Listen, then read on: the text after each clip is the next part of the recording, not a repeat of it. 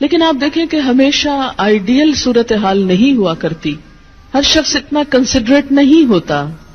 لیکن اللہ تعالیٰ نے عورت کو جہاں شوہر کو باہر کی مشقت دی نا، کتنی مشقت ہوتی ہے گرمی میں، دھوپ میں. مثلاً ہر شخص کا ایئر کنڈیشنڈ آفس تو نہیں ہے کہ وہ وہاں بیٹھ کے کام کر رہا ہے. بہت سے مرد سڑکوں پہ سڑکیں بنا رہے ہیں دھوپ میں کھڑے ہو کر، کچھ کھیتوں میں کام کر رہے ہیں، کٹائیاں کر رہے ہیں فصلوں کی، کوئی اور مکان بنا رہے ہیں، دھوپ میں کام کر رہے ہیں. تو مرد اگر سارے دن کی باہر مشقت کرتا ہے تو وہ بھی ایک پینفل کام ہے، اور اس نے محنت کی اور بیوی کے لیے سارا آرام فراہم کیا، کھانا پینا باقی ضروریات. اب اگر بیوی کو اس کا مطالبہ پورا کرنے میں تھوڑی تکلیف ہو رہی ہے تو کیا ہوا کہ موڈ نہیں ہے، دل نہیں مان رہا، تو کیا ہوا؟ نہ صحیح. لیکن اس کے باوجود جو عورت یہ سمجھتی ہے کہ میں اپنے موڈ کے خلاف جا کر بھی اگر اپنے شوہر کو راضی کرتی ہوں تو یہ میرے رب کی رضا حاصل کرنے کا ایک ذریعہ ہے، تو آپ دیکھیں کہ یہ وہ چیز ہے جس کا صلہ آپ کو اللہ دنیا میں دے دے گا، کیونکہ آپ یہاں صرف شوہر کی نہیں اللہ کی بھی اطاعت کر رہی ہیں. کیونکہ ایک مسلمان عورت کو اس کے رب نے یہ حکم دیا ہے.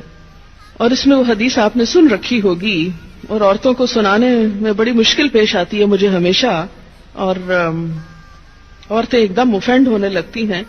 لیکن بات یہ ہے کہ چونکہ اللہ کے رسول صلی اللہ علیہ وسلم نے فرمایا ہے اور ہم ان کا نام سن سن کے روتے ہیں محبت میں اور نعتیں سن سن کے جھومتے ہیں، تو یہ حکم بھی آپ کا مان لینا چاہیے اور اس حدیث کو بھی سن لینا چاہیے اتنی ہی خوشی سے جتنی خوشی سے ایک نعت سنتے ہیں. نبی صلی اللہ علیہ وسلم نے فرمایا جب مرد اپنی بیوی کو اپنے بستر پر بلائے اور وہ نہ آئے تو صبح تک فرشتے اس پر لعنت کرتے ہیں. بخاری کی روایت ہے کتاب النکاح. ٹھیک ہے اس میں کہ اگر بیوی بیمار ہے یا اسے کوئی ایسی تکلیف ہے، یہ کوئی جینون ریزن ہے، تو اس میں اللہ تعالیٰ اتنے بے رحم نہیں ہے کہ وہ دیکھ رہے ہیں کہ ایک عورت بخار میں پڑی ہے اور اس کا شوہر اس سے مطالبہ کر رہا ہے اور عورت نے نہیں مانا تو اس پہ لعنت بھجوانی شروع کر دی جائے. نہیں، یہاں ایک نارمل حالات کی بات ہے. ایک عام حالات میں ایک عورت اگر اطاعت نہیں کرتی یا بات نہیں مانتی، اور اسی لیے ایک اور حدیث ہے حضرت ابو ہریرہ کہتے ہیں کہ آپ صلی اللہ علیہ وسلم نے فرمایا اگر عورت کا خاوند اس کے پاس موجود ہو تو وہ اس کی اجازت کے بغیر نفلی روزہ نہ رکھے. تو گویا شوہر کی اطاعت نمبر 1 عام روزمرہ زندگی کے کاموں میں کوآپریشن، اطاعت بمانا کوآپریشن ہے. طوعاً کا مطلب ہوتا ہے خوشی سے کام کرنا. نمبر 2 اس کی خاص ضرورت یا تقاضے کو پورا کرنے میں اطاعت. ہاں، کہاں اطاعت نہیں؟ جب وہ کوئی حرام کام کرنے کو کہے، جب وہ کوئی ناجائز کام کرنے کو کہے، جب وہ اللہ اور اس کے رسول صلی اللہ علیہ وسلم کی مرضی کے خلاف کام کرنے کو کہے. لا طاعت لمخلوق فی معصیت الخالق. مخلوق کی اطاعت جائز نہیں خالق کی نافرمانی میں. اگر اللہ تعالیٰ کسی کام پہ ناراض ہے وہ اطاعت جائز نہیں. بہت سی خواتین کو دیکھا ہے جہاں اللہ کی نافرمانی ہو رہی ہے وہاں تو شوہر کی بات بھاگ بھاگ کے مانی جا رہی ہے، اس لیے کہ وہ اپنے نفس کے مطابق ہے نا.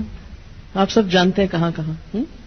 لیکن جہاں شوہر کی اطاعت اللہ کی رضا کے مطابق ہے لیکن ہماری رضا کے خلاف ہے تو پھر ہم وہاں نہیں بات مانتے.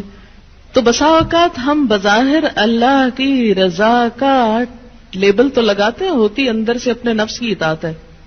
اور بعض اوقات شوہر کی اطاعت کا لیبل لگاتے ہیں لیکن وہاں بھی اصل میں نفس کی اطاعت ہوتی ہے کہ ہمارا اپنا دل وہی چاہ رہا ہوتا ہے جو شوہر چاہتا ہے اس وقت. بعض اوقات کئی غلط کام شوہر چاہتے ہیں نا کہ بیوی کرے، ہم خود بھی وہ چاہ رہے ہوتے ہیں ساتھ، اس لیے آڑ لے لیتے ہیں جی شوہر نہیں مانتے. مثلا سر ڈھکنا شوہر کو پسند نہیں، کیا کریں، اب شوہر کی اطاعت بھی تو اللہ ہی نے کہا. یہاں شوہر کی ہم 100% اطاعت کو تیار ہو جاتے ہیں کیونکہ اندر سے اپنا دل جو ساتھ ہے. لیکن جب رات کو شوہر بلائے تو وہاں اپنا دل نہیں، لہذا چاہے اللہ تعالیٰ کتنا ہی فرمائے سب اطاعت بھول جاتے ہیں.